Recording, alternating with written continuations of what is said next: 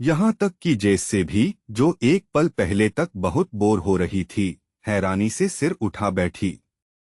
Marcelo ने आगे कहा, तुम ट्रैवलर्स हमारी मैजिक से अनजान हो, जैसे कभी हम तुम्हारी साइंस और टेक्नोलॉजी को समझने में संघर्ष करते थे। और फिर भी अब से हमें एक ही रास्ते पर चलना होगा।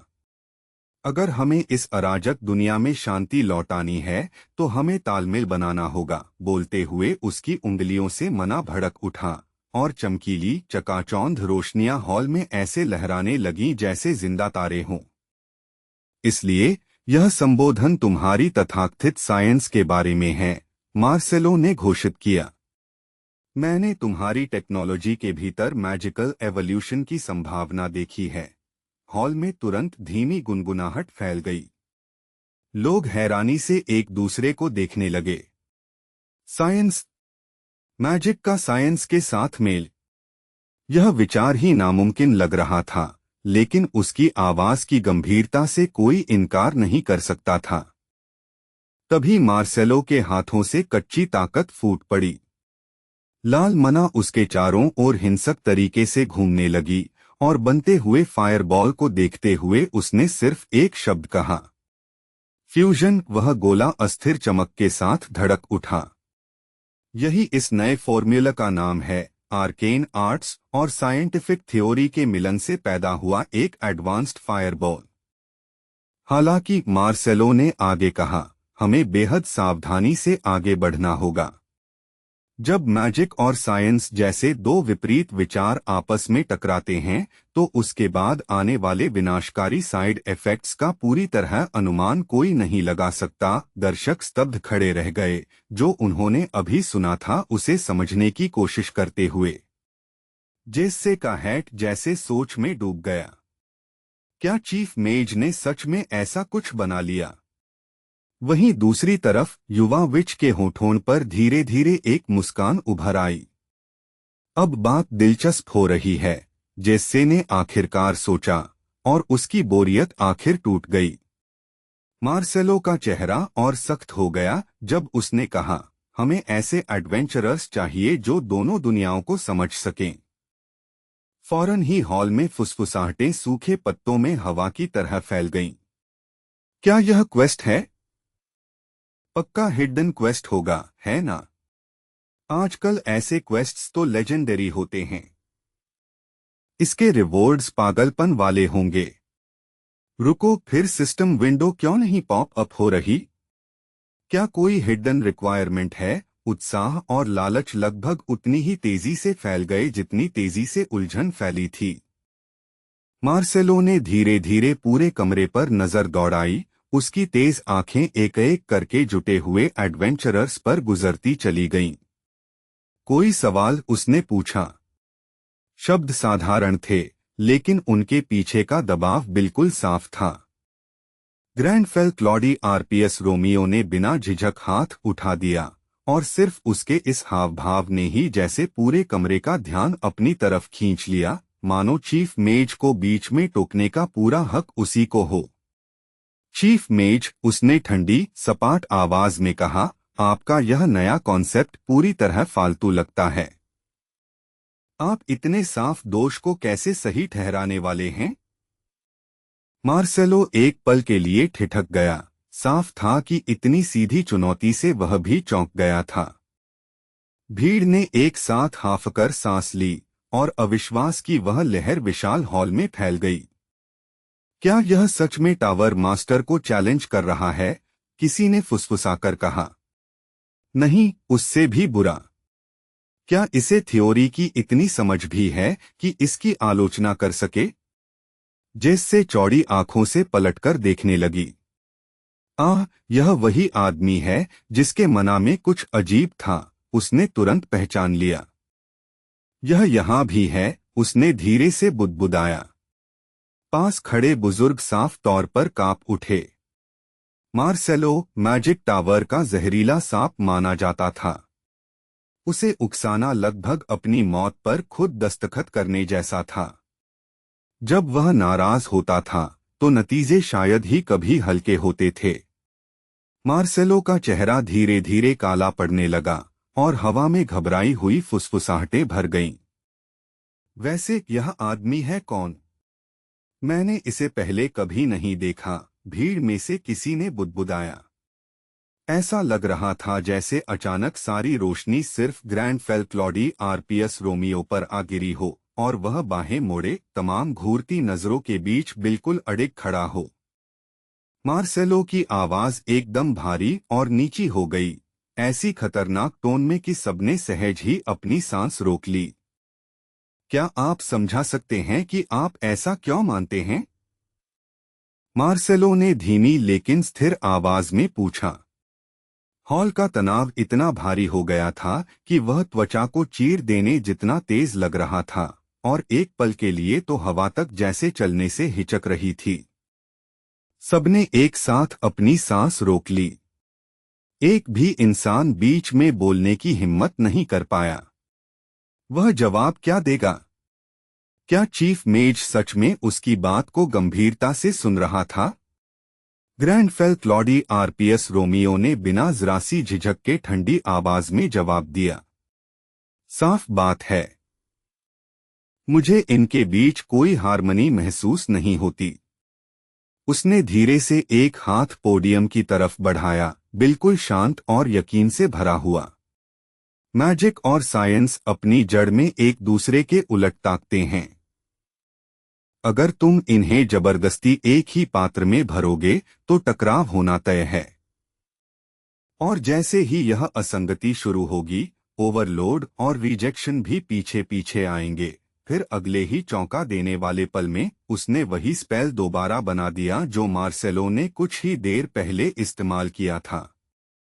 मैं इस तरह की टक्कर पहले भी देख चुका हूं, उसने सपाट स्वर में कहा। उसकी नजर घूमते हुए स्पेल पर टिकी हुई थी। स्किल और सोर्सरी की भिड़ंत मेरे लिए नई नहीं है। मार्सेलो वहीं पूरी तरह जड़ होकर खड़ा रह गया, जैसे उसके पैर जमीन में धंस गए हों। बहुत लंबे समय बाद पहली बार अविश्वास के इस झटके ने उसके दिमाग को पल भर के लिए खाली कर दिया। नामुमकिन, मार्सेलो ने सोचा। जिस स्पेल को निखारने और पूरी तरह काबू में करने में मुझे महीनों लगे, उसे इसने इतनी आसानी से कैसे दोहरा दिया? उसने मना फ्लो की इंस्टेबिलिटी को लगभग तुरंत भांप लिया था। उनके आसपास भीड़ में दबी हुई हैरानी भरी फुसफुसाहटें फैल गईं। वह इनकैंटेशन, यह तो लॉर्ड मार्सेलो वाले से लगभग एक जैसी है। नहीं, लगभग नहीं, यह तो बिल्कुल वैसा ही है। रुको जरा, इसका चेहरा कहीं देखा सा लग रहा है। Grand fail Claude RPS Romeo ने अपनी हथेली में टिमटिमाते फायरबॉल की तरफ देखा और उसके होठों पर संतुष्ट सी मुस्कान उभर आई। तभी हॉल में एक चीख गूंज उठी। रुको, क्या यह ली होयोल नहीं है? ग्रैंड फेल ने पूरे हंगामे को नजरअंदाज किया और शांत स्वर में बोलता रहा। तुम कहते हो कि इंटरनल मना इस कॉन्वर्जेंस प्रोसेस को स्टैबिलाइज करती है। वह थ्योरी अधूरी है। फिर भी उसने स्पेल की तरफ दोबारा देखा। इसके नतीजे अपने आप में बेशक बेहद ताकतवर हैं। अंदर ही अंदर ली होयोल एक पल को हिचक गया। क्या मुझे सच में सबके सामने मार्सेलो का सिग्नेचर स्पेल कॉपी कर देना चाहिए? यह चीज मना को पागलों की तरह खा जाती है। लेकिन मेरे इंटरनल एनर्जी सर्किट के साथ इसकी एफिशिएंसी हद से ज्यादा बेहूदगी वाली है। उसके आसपास खड़े लोगों में शक और पहचान पानी में उठती लहरों की तरह फैलने लगे। वाकई वही है। हाँ, यह पक्का ली होयोल ही है। लॉर्ड मार्सेलो का चेहरा और गहरा पड़ गया। फिर आखिरकार उसने चुप्पी तोड़ी।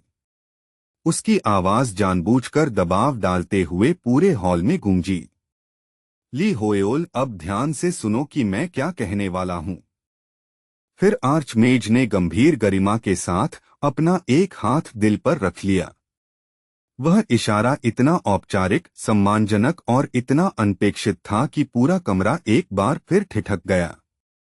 मैं तुम्हें आमंत्रित करता हूँ, मार्सेलो ने घोषणा की, कि तुम मेरे साथ इस क्षेत्र के रहस्यों को सुलझाने में जुड़ो। उसकी आवाज ईमानदार और भारी थी, जैसे वह सिर्फ एक प्रस्ताव नहीं दे रहा हो, बल्कि किसी बहुत बड़े खेल की पहली चाल चल रहा हो।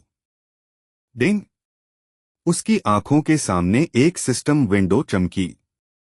Hidden quest, Marcelo's fusion magic research tower master तुमसे आर्केन आर्ट की सीमाओं को पार करने में मदद चाहता है। यह वही क्लासिक सिचुएशन थी जिसे लेवलिंग मना कहानी जानने वाला कोई भी तुरंत पहचान ले। Decline, accept. Grand fail Claude RPS Romeo ने दिल की एक धड़कन जितनी भी देरी किए बिना एक्सेप्ट चुन लिया। क्या मेरे मॉडिफाइड इनकैंटेशन की वजह से यह पूरा सीक्वेंस शुरू हुआ? उसने तुरंत सोचा। उसकी आंखों में चालाक चमक उभर आई। यहां आना मेरे लिए बिल्कुल सही फैसला था। उसके चेहरे पर एक घमंडी मुस्कान फैल गई, जिसमें शुद्ध अभिजात अहंकार झलक रहा था, और आसपास के लोग उसे देखकर अनायास ही थोड़ा पीछे हट गए। उस टेढ़ी मुस्कान को देखो, भीड़ में से किसी ने घबराकर बुदबुदाया। इसे सच में लग रहा है कि यह सब कोई खेल है। क्या इसे सच में जरा भी शर्म नहीं है? दूसरी आवाज ने अविश्वास से फुसफुसाया। उधर हॉल के दमघोंटू तनाव से बहुत दूर युसरा आइलैंड की चमकीली रेत पर नीली लहरें लुढ़क रही थीं, और उस ट्रॉपिकल पैराडाइज का साफ सुथरा किनारा धूप में चमक रहा था। एक बेहद खूबसूरत लड़की धूप में आलस से तनकर खींची और खुशी से चिल्लाई, ली होयोल, यह तो बिल्कुल गेम ग्राफिक्स जैसा लग रहा है।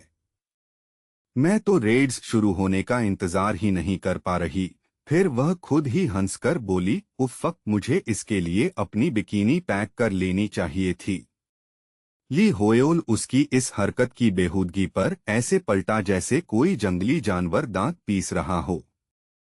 हम यहाँ युद्ध के लिए आए हैं, कोई स्विमसूट कंपटीशन के लिए नहीं, उसने झुंझलाकर कहा। लेकिन जैसे ही उसने यह कहा, उनके आसपास का बीच पहले से ही लोगों से ठसाठस भरा हुआ था। लोग बहुत ही ज्यादा थे। प्लेयर्स और टूरिस्ट्स दोनों इस एक्सपीडिशन को किसी बेवकूफी भरे वेकेशन पैकेज की तरह ले रहे थे, जैसे वे खतरे में उतरने नहीं बल्कि घूमने आए हों। गुलाबी बालों वाली लड़की बस हंस पड़ी और खेल खेल में ली होयोल के गाल पर किस कर दिया। साफ था कि वह उसकी झुंझलाहट का मजा ले रही थी।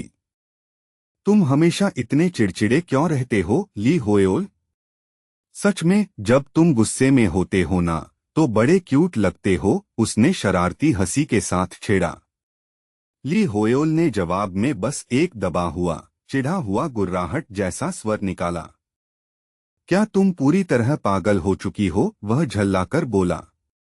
पास ही खड़ा एक सुनहरे बालों वाला आदमी उन दोनों को खुली प्रशंसा के साथ देख रहा था।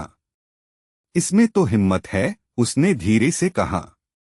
तभी एक और एडवेंचरर हैरानी से बोला, ठीक है, मुझे स्ट्रीमर्स और इन्फ्लुएंसर्स के आने की उम्मीद थी, लेकिन कोना के असली रेजिडेंट्स?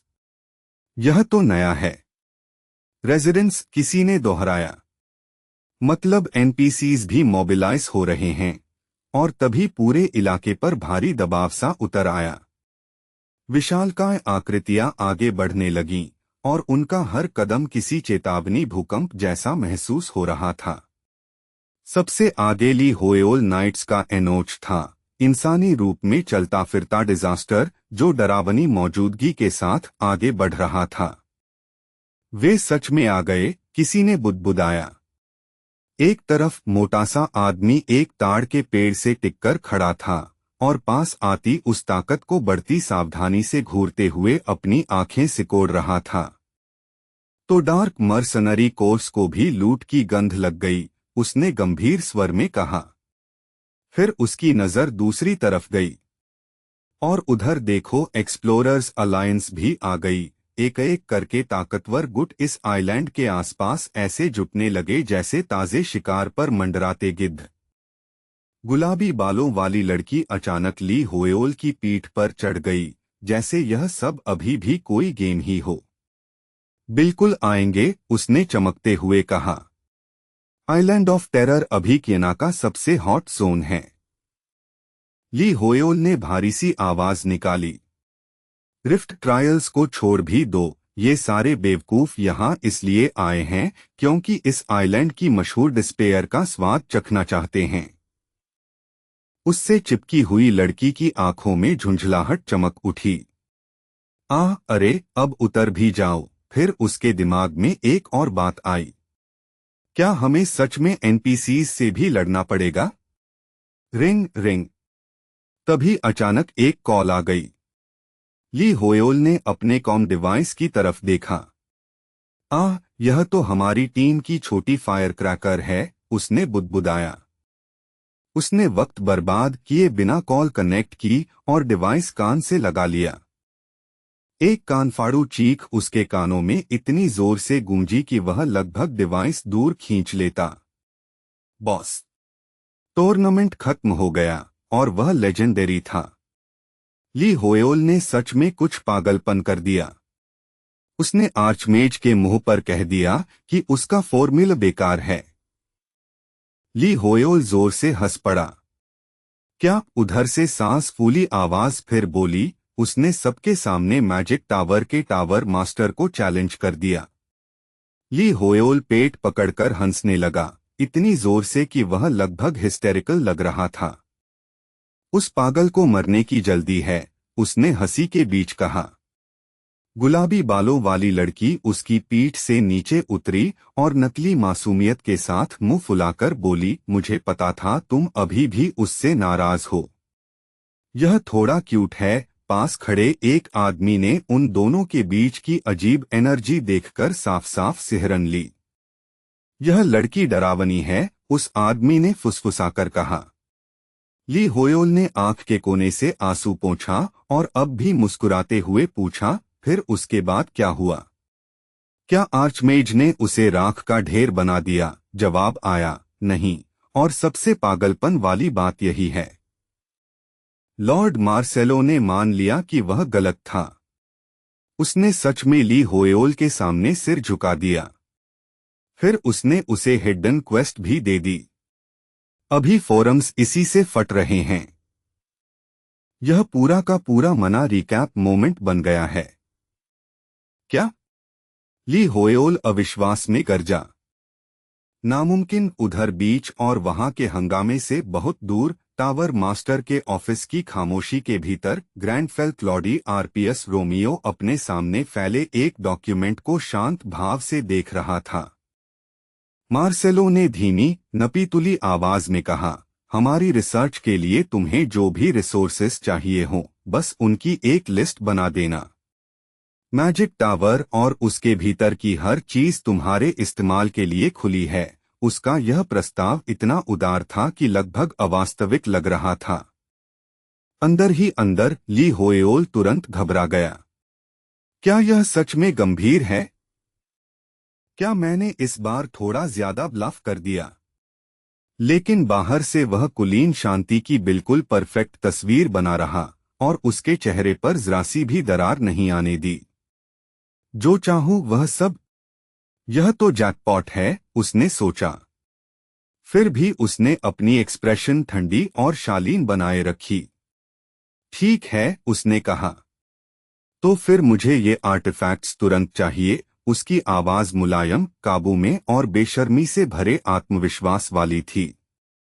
मैजिक टावर की सबसे ऊपरी मंजिल पर मार्सेलो 3 सुप्रीम एल्डर्स के सामने खड़ा था। कमरा गंभीर, प्राचीन और ऐसी अथॉरिटी से भरा हुआ था कि जीनियस लोग भी वहां खुद को छोटा महसूस करें। उसने बिना विरोध किए गहराई से झुककर प्रणाम किया। आपने मुझे बुलाया? हाय मेजेस, उसने सम्मान से कहा, हालांकि उसकी आवाज के नीचे पहले से थोड़ा तनाव झलक रहा था। आखिर एक एल्डर ने बात की। उसकी आवाज पत्थर घिसने जैसी भारी और खुरदरी थी। मार्सेलो, हमारा उभरता सितारा। शब्द सुनने में लगभग तारीफ जैसे थे, लेकिन उनके नीचे की ठंडक असली मतलब साफ कर रही थी। हम तक अफवाहें पहुंची हैं, एल्डर ने आगे कहा।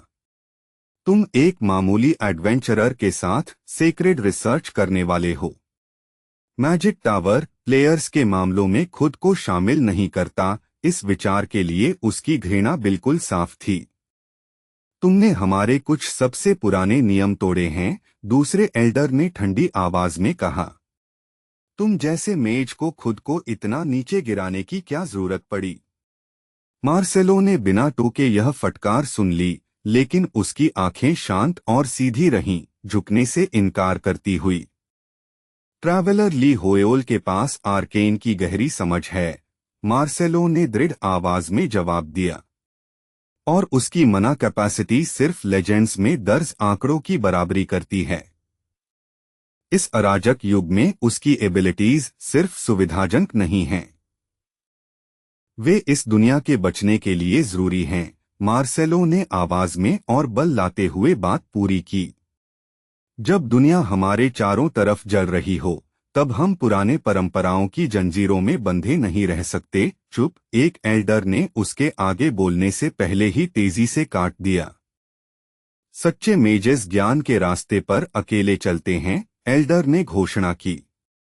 हम अपनी खोजों का भार खुद उठाते हैं और अपनी असफलताओं का बोझ भी खुद झेलते हैं। तुम टावर के स्कॉलर हो, यह बात तुम जानते हो। तुम घमंड की कीमत जानते हो, एल्डर ने आगे कहा। हम तुम्हारे इस मूर्खतापूर्ण फैसले का सम्मान करेंगे, लेकिन यह बात साफ समझ लो, उस आउटसाइडर के कामों के नतीजे तुम अकेले भुगतोगे। यह चेतावनी किसी सजा की तरह आकर गिरी। मार्सेलो, अब चुप रहो। इस बारे में हम और कुछ नहीं कहेंगे। फिलहाल जाओ। आदेश बिल्कुल अंतिम था। जैसे ही उसके पीछे भारी दरवाजे गहरी गूंज के साथ बंद हुए, मार्सेलो का चेहरा धीरे धीरे अंधेरा पड़ गया। धत्त तेरे की बूढ़े फॉसिल्स, उसने दबी आवाज में बुदबुदाया, कड़वाहट को मुश्किल से रोके हुए। हर वक्त जिम्मेदारी का उपदेश देते रहते हैं। अंधे मूर्ख जो अपने ही अहंकार में डूबे हुए हैं और मरे हुए आदर्शों को पकड़े बैठे हैं। मार्सेलो ने मन ही मन थूका। क्या इन्हें अब जिम्मेदारी का मतलब भी समझ आता है? दुनिया टूट रही है और मैजिक टावर आखिर कब तक छाया में छिपी रहेगी? आखिरकार वह एक सुनसान कोने में जाकर ढहसा गया और लंबी भारी सांस छोड़ी। Lord Marcelo. क्लियो चमकती उत्साहित मुस्कान के साथ सामने आई। उसकी बाहों में डॉक्यूमेंट्स का ढेर था और उसका समय उसकी मनःस्थिति के मुकाबले लगभग हास्यास्पद रूप से खुशमिजाज लग रहा था। वह मुड़ा, उसे वहां देखकर साफ तौर पर चौंक गया। क्लियो, तुम यहां क्या कर रही हो? क्लियो तुरंत सीधी खड़ी हो गई। मैंने वे आर्टिफैक्ट्स इकट्ठे कर लिए जो ली होयोल ने मांगे थे। मैं बस उन्हें खुद पहुंचाने ही जा रही थी। मार्सेलो की आंखें हल्का सा सिकुड़ी। फिर उसने उसकी तरफ हाथ बढ़ाया। अच्छा, तो मुझे दे दो, मैं इन्हें खुद पहुंचाऊंगा। क्लियो ने उलझन में पलकें झपकाईं। लेकिन मैं कर सकती हूं, माय लॉर्ड। आप पहले ही काफी व्यस्त हैं, आपको यह छोटा मोटा काम करने की जरूरत नहीं, उसने जल्दी से जोड़ा। मार्सेलो की आवाज और नीची हो गई। मैं वैसे भी बाहर निकलने वाला था। कुछ बातें हैं जिन्हें मैं खुद जाकर वेरीफाई करना चाहता हूं। क्लियो तुरंत सीधी हो गई। ओह जी, समझ गई। यह लीजिए, उसने सब कुछ सावधानी से उसे थमाते हुए कहा। Cut to the grand library. Grand fail Claude RPS Romeo शालीन खामोशी में बैठा था और एक प्राचीन किताब के पन्ने एक एक करके पलट रहा था, जैसे पढ़ते वक्त दुनिया का सारा हंगामा उसे छू भी नहीं सकता। मार्सेलो नपेतुले सन्नाटे के साथ आगे बढ़ा और सामान को बड़ी सावधानी से चमकती महोगनी टेबल पर रख दिया। उस गहरी लकड़ी पर रोशनी हल्की सी चमक रही थी और उसने सब कुछ जिस तरह सजाकर रखा, उससे यह पल किसी साधारण डिलीवरी से ज्यादा एक सच्चे सम्मान के साथ पेश की गई भेंट जैसा लग रहा था। तुम्हारे मांगे हुए आइटम्स आ गए हैं, ली होयोल उसके सामने कई ग्रिमॉयर्स करीने से रखे थे, साथ में एक बेहद खूबसूरत ज्वेलरी बॉक्स भी था जो इतना महंगा लग रहा था मानो किसी शाही खजाने का हिस्सा हो। मार्सेलो ने शांत आवाज में समझाया, ये मना रिजनरेशन के लिए खास तौर पर चुने गए आर्टिफैक्ट्स हैं। ग्लेशियल वाइन्स का टोम, मार्सेलो ने पहले कहा और उसे बहुत संभालकर सामने रखा। Item level 550। एक नजर में ही वह प्राचीन किताब ठंडी नपीतुली ताकत छोड़ रही थी, जिससे साफ था कि यह कोई साधारण आर्टिफैक्ट नहीं है। यह आइस एट्रिब्यूट स्पेल्स कास्ट करते समय खर्च हुई मना का 50% वापस लौटा देता है। अगला है essence of the Sunfire, level 600, जो फायर एट्रिब्यूट्स के लिए 20% मना रिकवर करता है। और आखिर में फोरबिडन नॉलेज, लेवल 590। इस लाइनअप की बेहिसाब क्वालिटी देखकर ली होयोल की आत्मा लगभग सदमे में चीख उठी, लेकिन ग्रैंडफेल क्लॉडी आरपीएस रोमियो का चेहरा हमेशा की तरह बिल्कुल सपाट, ठंडा और पढ़ पाना नामुमकिन बना रहा। मैंने वे ग्रिमॉयर्स भी शामिल किए हैं जो तुमने खास तौर पर मांगे थे, मार्सेलो ने आगे कहा। उसकी आवाज सावधान और सम्मान भरी थी। फिर उसने सीधे उसकी तरफ देखते हुए पूछा, सच सच बताओ, क्या यह सिलेक्शन तुम्हारे स्टैंडर्ड्स पर खरा उतरता है? ट्रैवलर ली होयोल, मार्सेलो इंतजार करता रहा। ग्रैंडफेल ने पहले कुछ नहीं कहा, लेकिन उसके भीतर एक ही ख्याल बार बार घूम रहा था। क्या यह सच में काफी अच्छा है? उसने धीरे से एक हाथ भींचा, नजर मेज की तरफ झुकाई और आखिर बोला, चीफ मेज, जो आर्टिफैक्ट्स तुम लेकर आए हो वे मेरी मौजूदा हैसियत के लिए वाकई ठीक हैं। उसने यह लाइन इतनी संभली हुई अकड़ के साथ कही कि उसके मुंह से यह पूरी तरह स्वाभाविक लगी, जैसे इससे कम कुछ भी शुरू से ही उसके लायक नहीं था। उसके हाथ में यूनिक रैंक का खजाना, tear of the sun god, रखा था। उसे पूरी तरह परखे बिना भी आर्टिफैक्ट की मौजूदगी ही इतनी भारी थी कि एक नज़र में उसकी कीमत समझ आ जाती थी।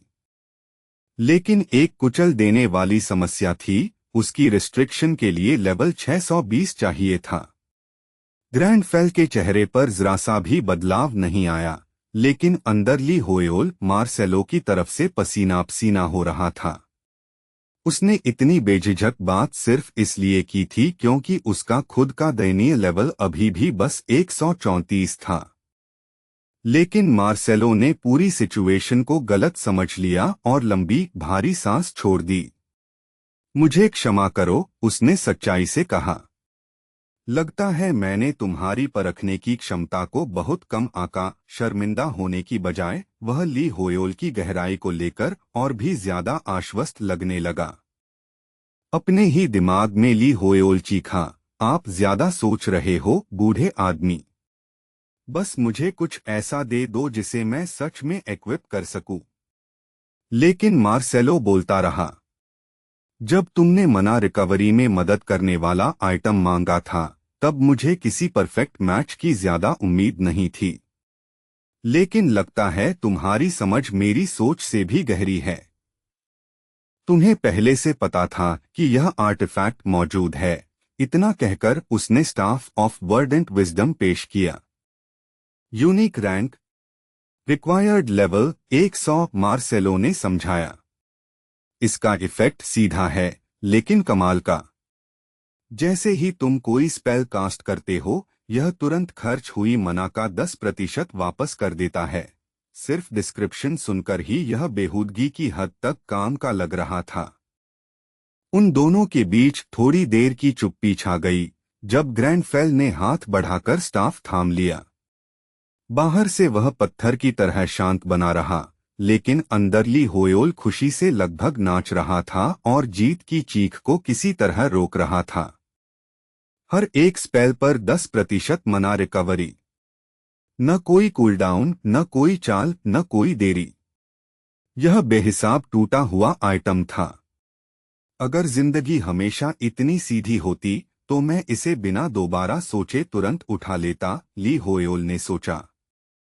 फिर ग्रैंडफेल ने मार्सेलो की तरफ नजर उठाई और शांत पक्की आवाज में कहा, मैं यही लूंगा। मार्सेलो ने हाथ दिल पर रखा और फिर से गहराई से झुक गया। जिस पल तुमने मेरे इनकैंटेशन में डिसोनेंस पकड़ लिया, तभी मुझे समझ आ गया था कि तुम असाधारण हो। लेकिन मैंने कभी नहीं सोचा था कि तुम्हारी जानकारी इस भूले हुए आर्टिफैक्ट तक पहुंचती होगी। उसकी आवाज में सच्चा सम्मान था। एक बार फिर तुम्हारे साथ यह रास्ता चलना मेरे लिए सम्मान की बात है। ग्रैंडफेल का चेहरा अपनी कुलीन स्थिरता में जमे रहा, जबकि उसके अंदरली होयोल बस हाथ में पकड़ी उस लकड़ी जैसी चीज को सच्ची जिज्ञासा से घूर रहा था। यह तो सच में बस एक टहनी जैसी लग रही है, ली होयोल ने सोचा। लेकिन क्या यह चीज वाकई इतनी ओवरपावर्ड है? स्टाफ का इतना साधारण दिखना उसके बेहुदे इफेक्ट को और भी अवास्तविक बना रहा था। हालांकि मार्सेलो ने आगे कहा, और उसका चेहरा और गंभीर हो गया, मैं अपनी रिसर्च तुरंत शुरू नहीं कर सकता। खासकर तब नहीं जब तुमने मेरे फॉर्मूला की लॉजिक में इतनी खतरनाक कमी दिखा दी है। उसी पल उनके सामने एक होलोग्राफिक सिस्टम विंडो ठंडी साफ चमक के साथ उभर आई। Status calibrating. मार्सेलो की मैजिक और साइंस फ्यूजन से जुड़ी क्वेस्ट को फिलहाल रोक दिया गया था। कृपया मेरे बुलावे का इंतजार करो, मार्सेलो ने सम्मान से कहा। ली होयोल ने तुरंत समझ लिया। तो बात ऐसी है। अगले मेन सिनारियो क्वेस्ट अनलॉक होने तक मुझे टाइम गेट किया जा रहा है। आर्टिफैक्ट को अपने कोट पर करीने से लगाते हुए ग्रैंडफेल बोला, मैं उस दिन का इंतजार करूंगा जब तुम अपनी कला को पूर्ण करोगे। मार्सेलो ने हल्का सा सिर झुका दिया। तुम्हारे धैर्य के लिए धन्यवाद, लेकिन उसके दिल में कुछ कहीं ज्यादा तीखा चल रहा था। एडवेंचरर ली होयोल सच में इस युग की बेमिसाल प्रतिभा है।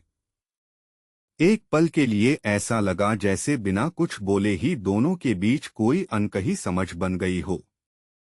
ग्रैंडफेल ने आंखें बंद की और गरिमा से भरी गंभीर आवाज में कहा, अगर हम अपनी ताकतें जोड़ दें तो शायद हमारे पास मॉडर्न मैजिक के नियम ही दोबारा लिखने की शक्ति हो। लेकिन अंदर ही अंदर ली होयोल अपने मन में जोरदार थम्स अप दे रहा था।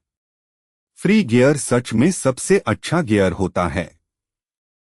मार्सेलो, तुम ही MVP हो। और बस सीन एक बार फिर बदल गया।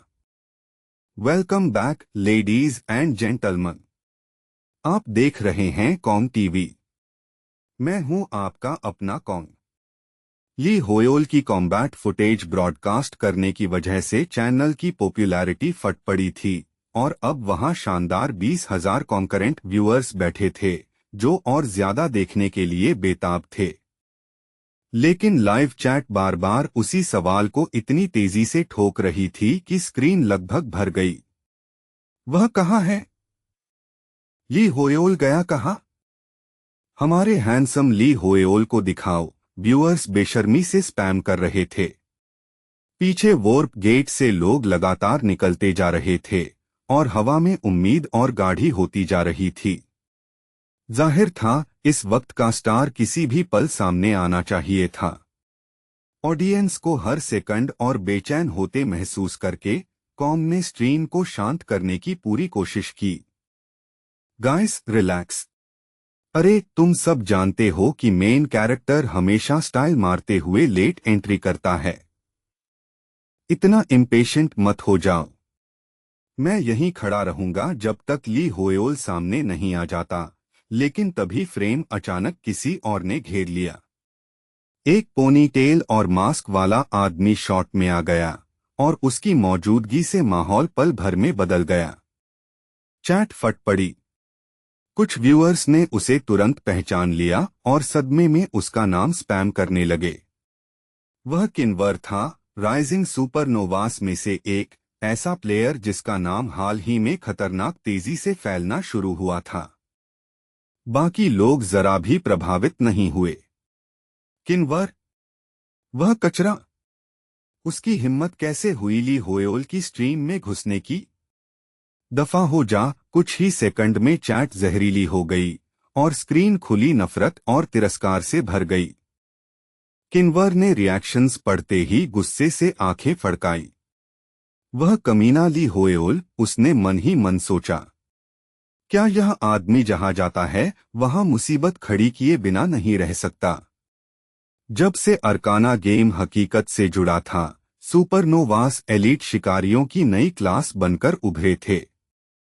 वे बेरहम चढ़ाई करने वाले लोग थे जो ताकत, शोहरत या फायदा पाने के लिए कुछ भी कर सकते थे। और उनमें भी किन्वर को सबसे खराब लोगों में गिना जाता था। उसकी ब्रुटैलिटी की अफवाहें हर तरफ फैल चुकी थीं और लोग फुसफुसाते थे कि कई गायब हुए प्लेयर्स की कड़ी उससे जुड़ी है। इनमें से कुछ भी सीधा साबित नहीं हुआ था, लेकिन कहानियां कभी रुकी नहीं। इस लेवलिंग मना दुनिया में किन्वर के दूसरे प्लेयर्स को शिकार की तरह हंट करने की बातें इतनी बार दोहराई गई थीं कि लगभग हर किसी ने वे सुन रखी थीं। और अब हवा के बदलते मिजाज से साफ लग रहा था कि उसने अपना निशाना ली होएल पर लगा दिया है। जाने से पहले वह कैमरा की तरफ झुका और जहर टपकाती आवाज में बोला, उस ली होएल तक मेरा एक मैसेज पहुंचा देना। उसने कहा, उसे यह कहना बहुत ज्यादा फेम आदमी को मरवा भी सकती है। कॉन्ग, जो अभी तक जोर जोर से फंबोय बन रहा था, उस पागल के सामने तुरंत ढीला पड़ गया। हाँ, ठीक है, मैं बता दूंगा, उसने साफ घबराहट में जवाब दिया। जैसे ही वह किलर फ्रेम से बाहर गया, चैट फिर से हंगामे में फट पड़ी। वह अब तक आया क्यों नहीं? शायद डर गया। क्या वह सुपरनोवास से बच रहा है क्योंकि उसे पता है कि आते ही उस पर धावा बोल दिया जाएगा? माहौल बहुत तेजी से बदसूरत हो गया। हाँ, बात तो यही होगी, लोग कहने लगे। पल भर में कहानी पलट गई। अब स्ट्रीम में फैलती अफवाह यह थी कि ली होएल इतना डरपोक है कि युसरा आइलैंड पर कदम रखने की भी हिम्मत नहीं कर रहा। आखिर कॉम का सब्र टूट गया और उसने कैमरा में सीधा चिल्लाकर जवाब दिया, क्योंकि वह अब और बदनामी सह नहीं पा रहा था। तुम लोग पूरी तरह गलत हो। ली होएल ऐसे कचरे की परवाह नहीं करता। सही वक्त आने पर वह जरूर आएगा। मैं उस आदमी पर अपनी जान तक भरोसा करता हूँ। उसकी आवाज में असली यकीन कांप रहा था और एक पल के लिए चैट भी उसकी गंभीरता देखकर चौंक गई। उधर इस सारे शोर शराबे के बीच का तथाकथित मेन कैरेक्टर अभी भी घर पर ही था, बिना जरा सी जल्दी दिखाए आराम से पड़ा हुआ और चाय ऐसे पी रहा था जैसे बाहर का यह पूरा हंगामा उससे कोई लेना देना ही न रखता हो। क्या मेरे पास उस युसरा वाली जगह जाने की सच में कोई वजह है? ली होएल ने फर्श पर पसरे पसरे बुदबुदाया। अगले ही पल उसने बिना किसी झिझक के खुद ही अपने सवाल का जवाब दे दिया। नहीं, एक भी नहीं। युसरा रीजन, आइलैंड ऑफ टेरर। सुनने में कागज पर यह काफी एक्साइटिंग लगता था। असल में यह सीधा मौत का जाल था। मिनिमम रिकमेंडेड लेवल 350 था, जबकि ली होएल खुद वही दयनीय और बिल्कुल भी प्रभावशाली न लगने वाले लेवल 134 पर बैठा था। और सबसे बड़ी बात, उसके क्लास बोनसेस सही से सिर्फ डीमंस के खिलाफ काम करते थे। लेकिन युसरा आइलैंड पर वैसे कोई था ही नहीं। वहां लेवल 390 के गोल्डन सैंड स्कॉर्पियंस, लेवल 400 के venomous sand vipers, giant turtles और लेवल 420 के फ्लाइंग थंडर टाइगर्स भरे पड़े थे। ऊपर से नीचे तक पूरा लाइनअप किसी डरावने सपने जैसा था। जरा उनके लेवल्स तो देखो, उसने अविश्वास में बुदबुदाया। कौन सा दिमाग से खाली डीमन हंटर वहां ग्राइंड करेगा? अगर वह अभी उस बीच पर कदम रख देता तो सिर्फ फाइट हारता नहीं, उसका नामोनिशान मिट जाता। अगर वहां कुछ डीमंस भी होते तो कम से कम मैं सोचता। तभी अचानक उसके सामने एक सिस्टम विंडो उभर आई। Class quest the origin. पर्दा उठता है और लाइट हाउस चमकता है। आखिरी डीमन हंटर को उस दुनिया को रोशन करना होगा जो बुराई से ढकी हुई है। अपने नाजुक वेसल को टेम्पर करो। Quest type recurring. Objective Yusra island पर प्रकट हो रहे महान पाप की जांच करो। यह मैसेज भारी, लगभग भविष्यवाणी जैसा था और इसे नजरअंदाज करना नामुमकिन लग रहा था। ली होयोल ने एक बार पलक झपकाई, फिर अविश्वास में उस विंडो को घूरता रह गया। ये क्या बकवास है। यह मोड़ इतना बेहुदा था कि एक पल के लिए उसे सच में लगा कि शायद उसने गलत पढ़ लिया है। 7 घोर पाप, pride, sloth, gluttony, envy, wrath, lust और ग्रीड। ये पुराने शब्द उसके दिमाग में एक एक करके उभरे और उनके साथ ऐसा वजन था जो किसी साधारण गेम लोर से बहुत आगे जाता था। इस दुनिया में उन मूल पापों को धारण करने वाली राक्षसी शक्तियों को ग्रेट सिंस कहा जाता था। वे सिर्फ ताकतवर दुश्मन नहीं थे, वे तबाही मचा देने वाले अस्तित्व थे, ऐसे जिनकी वजह से पूरे के पूरे रीजन्स डिजास्टर में बदल सकते थे। यह वही लोर थी जो ली होयोल को अरकाना खेलने के पुराने दिनों से साफ साफ याद थी, और अब सिस्टम खुद इसे कंफर्म कर रही थी। उन डरावने अस्तित्वों में से एक युसरा आइलैंड पर आ चुका था।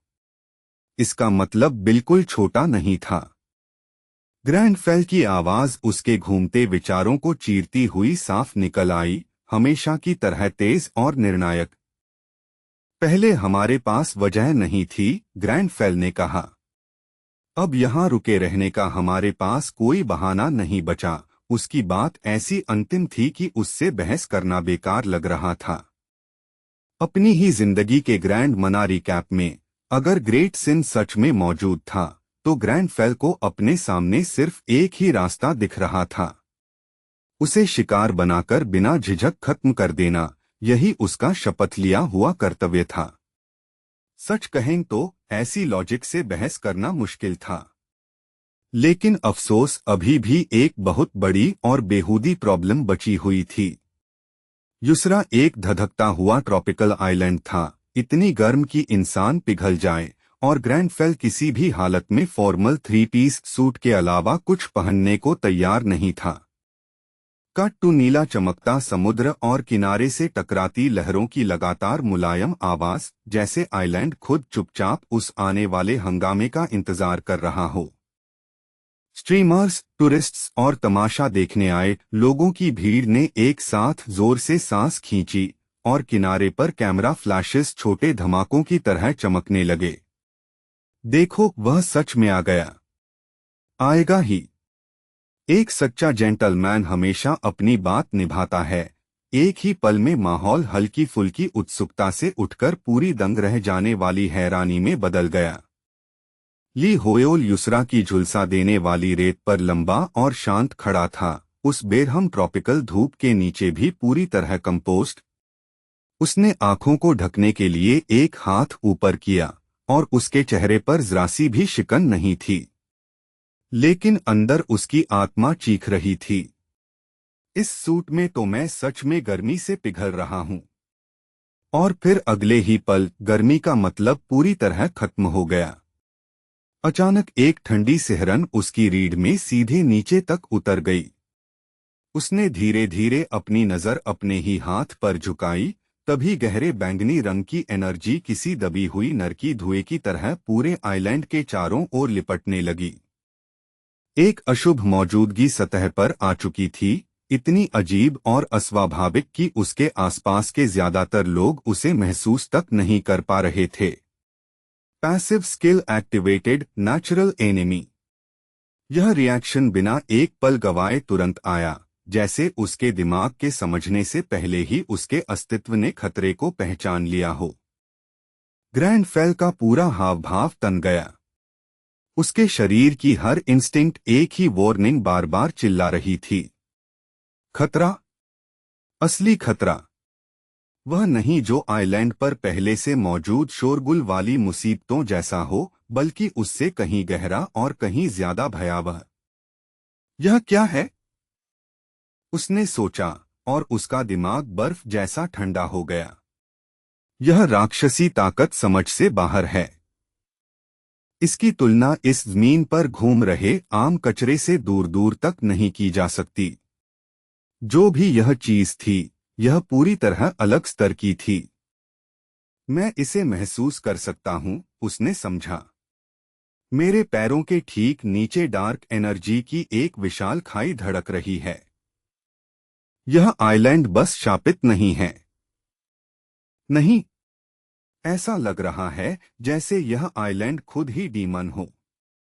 उसने सामने घनी झाड़ियों की घूरा घूरा, जबकि काला मायास्मा किसी घुटन देने वाले सांप की तरह उसके आसपास लिपटता महसूस हो रहा था और जहरीली लहरों में उसकी इंद्रियों को छू रहा था। अगर मेरी इंस्टिंक्ट्स सही हैं, तो अभी मेरा पैसिव स्किल नेचुरल एनिमी खून के लिए पागल होकर चीख रहा होना चाहिए। ग्रैंडफेल क्लॉडी आरपीएस रोमियो के होठों पर धीरे धीरे एक खतरनाक मुस्कान आई और उसकी आंखें उस शिकारी की खुशी से चमक उठीं जिसे अभी अभी अपने लायक शिकार की गंध मिली हो। मेरे पैरों के नीचे छिपे हो? कितना मजेदार। मूर्ख डीमंस, तुम तो खुद कुचले जाने की भीख मांग रहे हो, लेकिन अंदर ही अंदर ली होयोल पॉसिबल लूट के बारे में सोचकर लार टपका रहा था। बाहर उसकी फ्लॉलेस नोबल फसाड जस की तस थी और तभी सीन ह्वांग की लाइव ब्रॉडकास्ट पर कट हो गया, जो हर सेकंड को फेथफुली रिकॉर्ड कर रही थी। तुम लोग यह अभी देख रहे हो या नहीं? वैंग ने स्ट्रीम में चिल्लाकर कहा, खुद को मुश्किल से संभालते हुए। द वन एंड ओनली ली होयोल आखिरकार यूसरा आइलैंड के डेथ जोन में एंट्री कर चुका है। व्यूअर्स की बाढ़ आने लगी और हाइप से उसकी आवाज तक कांप गई। ऑरेंज हेयर्ड कैमरामैन तो एक्साइटमेंट से लगभग कांप ही रहा था। चैट बोलो कि तुम लोग यह देख रहे हो। कोई अभी के अभी इसको क्लिप करो। और सीरियसली, क्या यह आदमी कभी वह सूट उतारता भी है? यह मना रिकैप अब लेजेंडरी बनने वाली है। हीट वेव हो, स्टॉर्म हो, ब्लिजर्ड हो, कुछ भी हो, यह ड्रिप कभी नहीं छोड़ता। और नहीं, कोई पूछे उससे पहले बता दूं, यह डाई नहीं है, फैम। यह silver hair 100% natural born nobility है। यह सच में असली खिलाड़ी है, वैंग ने और सावधानी से पीछे पीछे चलते हुए बुदबुदाया। उसकी आवाज लगभग फुसफुसाहट में बदल गई। इसके चलने का तरीका देखो। हर कदम कैलकुलेटेड है, हर मूवमेंट प्रेसाइज। क्या यह कोई हिडन डंजियन सेंस कर रहा है? या फिर इन मॉन्स्टर्स पर कोई टैक्टिकल न्यूक गिराने वाला है? वह ली होयोल को जिस तरह देख रहा था, उससे लग रहा था जैसे वह किसी इंसान को नहीं, किसी मिथक को फॉलो कर रहा हो। ग्रैंडफेल क्लॉडी आरपीएस रोमियो ने कंधे के ऊपर से पीछे झांका और उसके चेहरे पर बेहिसाब लगभग दैवी कॉन्फिडेंस चमक रही थी। लेकिन उसके दिमाग के अंदर तो पूरा पैनिक चल रहा था। इतनी हाइप के साथ अंदर आया हूं और अब सच में डर के मारे हालत खराब है।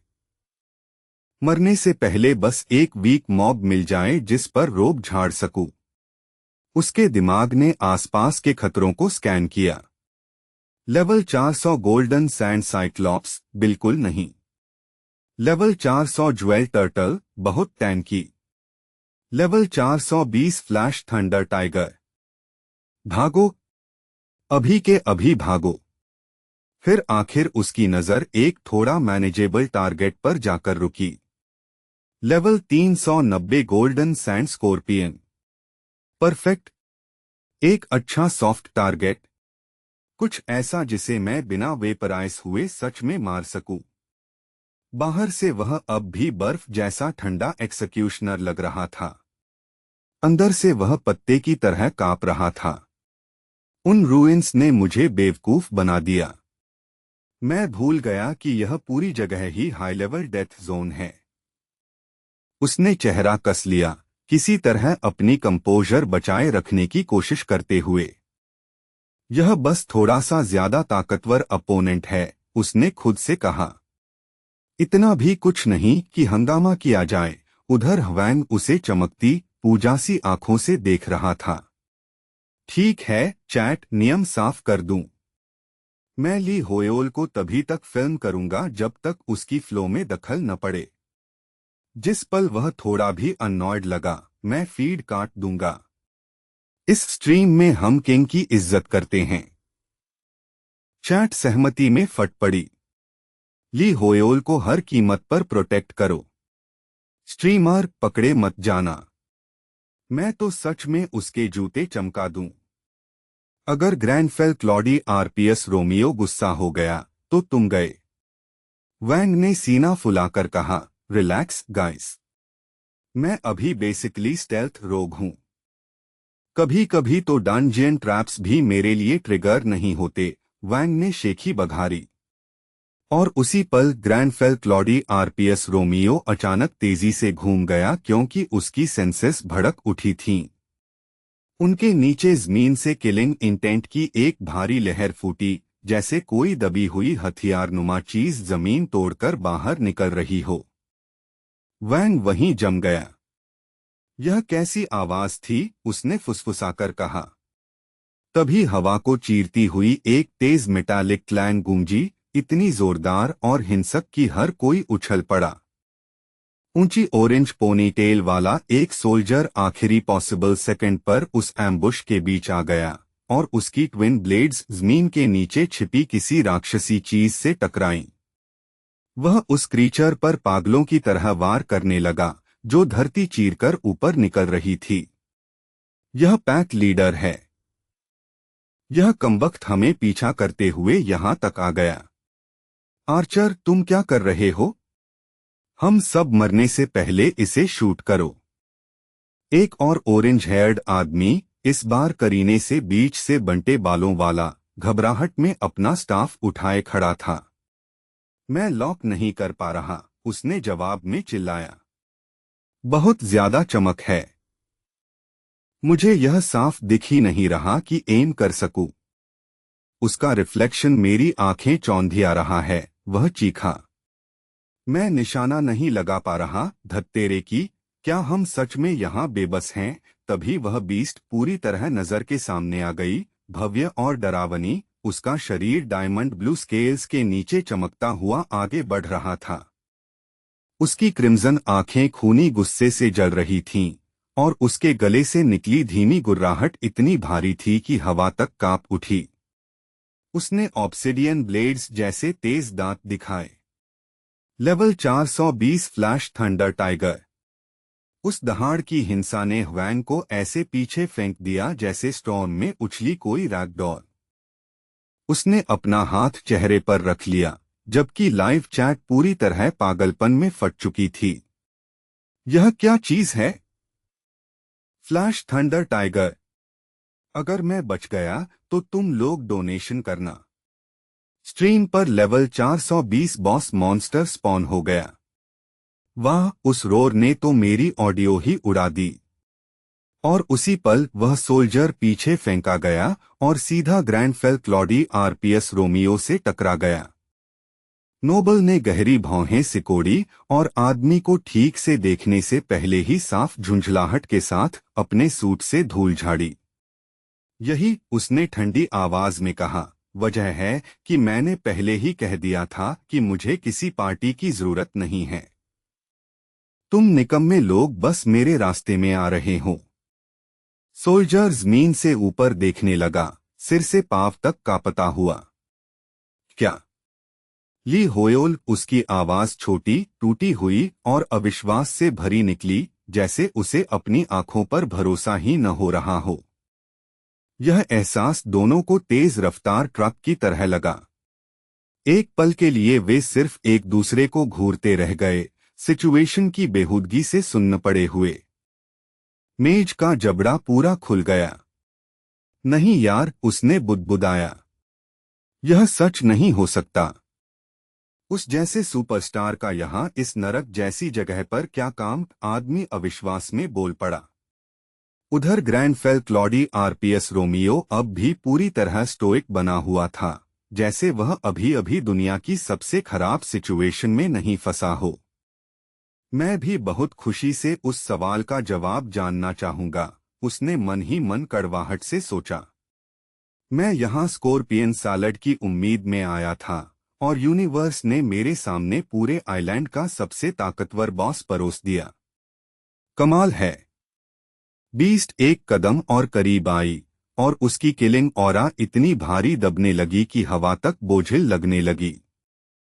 यह चीज काउंट अस्कुरा से सिर्फ 10 लेवल्स नीचे है, उसने तुरंत समझ लिया। भागना ऑप्शन ही नहीं है। यह सेकंडों में मेरा पीछा करके मुझे मार डालेगी। धत्त। ग्रैंडफेल क्लॉडी आरपीएस रोमियो ने धीरे धीरे एक हाथ उठाया और उसकी आंखें बारीक हो गईं। यह हालत पहले ही बुरी है, ऊपर से इसकी क्रिस्टल हाइड पर पड़ती धूप इसे और खराब बना रही है। मेरी एक्यूरेसी की ऐसी की तैसी हो गई है। मैं ठीक से देख ही नहीं पा रहा। तो बस इतना करना है कि यह हिल ही न सके। उसने अपनी हथेली फैलाई और अचानक फोकस के साथ मना इकट्ठा करने लगा, क्योंकि उसका प्लान उसी पल साफ हो गया था। इवेजन का कोई मतलब नहीं, उसने ठंडी आवाज में कहा, अगर टारगेट पैरालाइज्ड हो जाए। लॉजिक सीधी, निर्दयी और असरदार थी। ग्रैंडफेल क्लॉडी आरपीएस रोमियो ने बीस्ट को क्रशिंग इनविजिबल फोर्स से वहीं जकड़ दिया, जैसे हवा खुद चेन्स बन गई हो। पास खड़े सोल्जर्स खुली आंखों से अविश्वास में जमे रह गए, इतने सदमे में कि पलक तक न झपका पाए।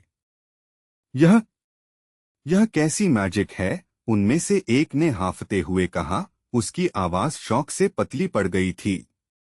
उन्होंने पहले कभी इतना भारी कंट्रोल नहीं देखा था। ग्रैंडफेल क्लॉडी आरपीएस रोमियो ने फिर से हाथ उठाया और उसके ऊपर एक विशाल, हिंसक तरीके से घूमती आग की स्फीयर बन गई। आओ परखें, उसने मन ही मन बुदबुदाया। इस लेवलिंग मना लॉजिक की फायर पावर स्पेल हर सेकंड के साथ और गर्म और तेज और ज्यादा अस्थिर होती जा रही थी। फायरबॉल, उसने यह शब्द शांत अंतिमता के साथ कहा, जैसे वह बस कैजुअली उस बीस्ट की मौत पर हस्ताक्षर कर रहा हो। उसके बाद जो एक्सप्लोजन हुआ, वह किसी धार्मिक प्रलय जैसा था। आग दहाड़ती हुई बाहर फटी और आसपास के फॉरेस्ट को ऐसे रंगों में रंग गई जो प्रकृति से कम और दुनिया के अंत जैसे ज्यादा लग रहे थे। वैंग बस कच्चे अविश्वास में हाफ पाया। अभी हुआ क्या, वह चिल्लाया। मॉन्स्टर क्रिम्सन फायर के वोर्टेक्स के अंदर गायब हो गई। ब्लास्ट ने उसे पूरी तरह निगल लिया, इससे पहले कि कोई ठीक से समझ भी पाता कि उसने देखा क्या है। वह नजारा एक साथ खूबसूरत भी था और डरावना भी, ऐसा जिसे लोग जिंदगी भर नहीं भूलेंगे। चैट इतनी तेज चल रही थी कि पढ़ना नामुमकिन हो गया। क्या यह सच में मैजिक है? क्या वह कोई स्पिरिट लॉर्ड है? यह किसी नॉर्मल स्केल जैसा नहीं दिखता। ली होएल अब मेरा धर्म है। क्या लोग उसे अल्केमिस्ट नहीं बोल रहे थे? लोल, वह तो साफ डिस्ट्रक्शन मैन्सर है। ग्रैंडफेल क्लॉडी आरपीएस रोमियो ने धीरे धीरे अपना हाथ नीचे किया और आंखें ऐसे बंद की जैसे किसी सेंट ने अभी बस एक मक्खी उड़ाई हो। System, you have successfully defeated the flash thunder tiger. Level up. Grandfell Claudie RPS Romeo का इनर चाइल्ड तुरंत खुशी से उछल पड़ा। मैंने सच में लास्ट हिट ले ली। मार्सेलो की फायरबॉल स्पेल बेहूदगी की हद तक ओवरपावर्ड है। और यह आइटम जो हर कास्ट पर मेरी मना का 10% वापस कर रहा है, पूरी तरह टूटा हुआ है। पोनीटेल सोल्जर वहीं जड़ होकर खड़ा रह गया। जो कुछ उसने अभी देखा था उससे उसका दिमाग सच में शॉर्ट सर्किट होता दिख रहा था। यह नामुमकिन है, वह हकलाया। उसने लेवल 420 बॉस को वन शॉट कर दिया। जोर से बोलने पर भी यह बात खुद बेतुकी लग रही थी। सीन जली हुई बैटलफील्ड से हटकर आइलैंड के भीतर फॉरेस्ट के एक घने हरे भरे हिस्से में चली गई, जहां हवा भारी लग रही थी और टेंशन जरा भी कम नहीं हुई थी। एक मुट्ठी जोर से पेड़ के ट्रंक पर जा लगी। धत्त सब कुछ। सिस्टम विंडो ने उस गुस्से से भरे आदमी की पहचान फ्रेड के रूप में की, रैंक 3 स्वॉर्ड्समैन और रेड वुल्व्स का गिल्ड मास्टर। उसके भीतर से निकलती फ्रस्ट्रेशन इतनी तेज थी कि लगभग छूने लायक लग रही थी। हम घंटों से अंदर फंसे हुए हैं, फ्रेड गुर्राया। अगर अब पीछे हटे तो पूरी तरह क्लाउन लगेंगे। फिर उसने अपनी थकी हुई टीम पर झल्लाकर कहा, और ह्यूमिडिटी के बीच उसका गुस्सा खुलकर बाहर आ गया।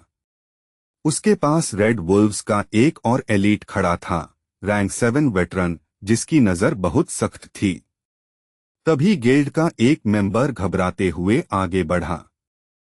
गिल्ड मास्टर, मैं जोर देकर कहता हूं कि हमें सभी स्प्लिंटर टीम्स को वापस रीग्रुप करना चाहिए, मेंबर ने संभल कर कहा, हर शब्द ऐसे चुनते हुए जैसे उसी पर उसकी जान टिकी हो। हम यहाँ खून बहा रहे हैं, उसने आगे कहा। यहाँ तक कि अफवाह है कि साइलेंट गिल्ड एक ही कॉन्सेंट्रेटेड स्ट्राइक फोर्स के साथ सीधे सेंटर की तरफ घुस रही है। उधर हमारी बिखरी हुई यूनिट्स एलीट मॉब्स के हाथों फाड़ी जा रही हैं। अब हम प्रोग्रेस नहीं कर रहे, बस लोग खो रहे हैं। फ्रेड ने दांत पीसे। मुझे पता है, वह झल्लाया। क्या तुम्हें लगता है मैं अंधा हूं? मैंने लूट मैक्सिमाइज करने और बर्क गिल्ड को फर्स्ट क्लियर छीनने से रोकने के लिए अपनी फोर्सेस बांटी थीं, फ्रेड ने कड़वाहट से माना। मुझसे लालच हो गया। यही सच है। मैंने यूसरा आइलैंड के मॉन्स्टर्स की असली ताकत को बहुत हल्के में लिया। उसने अपनी ठुड्डी सहलाई और साफ दिख रहा था कि वह मुश्किल से अपना घमंड निगल रहा है। धत्त, यह कहना अच्छा नहीं लग रहा, लेकिन तुम सही हो। सबको वापस बुलाओ, टीम्स को इकट्ठा करो।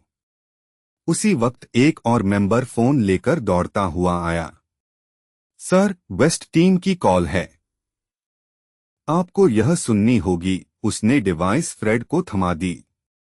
स्क्रीन पर बीच से बंटे बालों वाला मेज पीला पड़ा हुआ दिख रहा था, जैसे उसने अभी कोई भूत देख लिया हो। फ्रेड ने उंगलियां कनपटी पर रखीं और सांस छोड़ी। शांत हो जाओ, मैं सबको रिकॉल कर रहा हूं, फ्रेड ने कहा। हम तुम्हारी पोजीशन की तरफ आ रहे हैं, लेकिन मेज ने उसे तुरंत काट दिया। नहीं, यहां मत आओ। हम राउट ऑलरेडी क्लियर कर चुके हैं। फ्रेड उलझन में पलक झपकाकर बोला। क्या? तुम क्या कह रहे हो? साफ साफ समझाओ। तुमने राउट क्लियर कैसे की? फ्रेड ने कड़ाई से पूछा।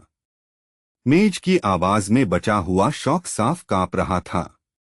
यह ली होयोल था। ली होयोल यहाँ है। फिर कैमरा शिफ्ट हुई और उसके पीछे जलता हुआ फॉरेस्ट दिखा, जो अभी भी आफ्टरमैथ की चमक से दमक रहा था। वह ऑलरेडी आ चुका है, मेज ने कहा, और अब भी ऐसा लग रहा था जैसे उसे खुद अपने मुंह से निकले शब्दों पर यकीन न हो। यह खबर गरजते बादल की तरह गिरी और उसने बता दिया कि यूसरा आइलैंड का बैलेंस अब बदलना शुरू हो चुका है।